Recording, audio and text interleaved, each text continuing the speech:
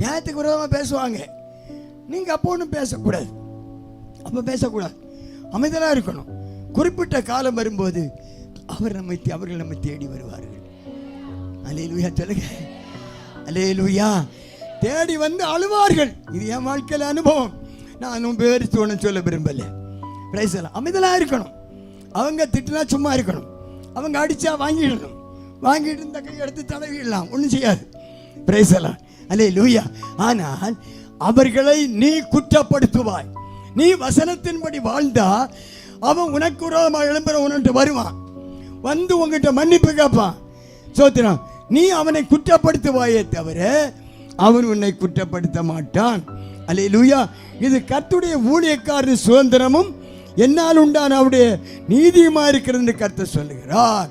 இது ஊழியக்காரனுக்கு கொடுக்கிற தேவ சுதந்திரம். அல்லேலூயா.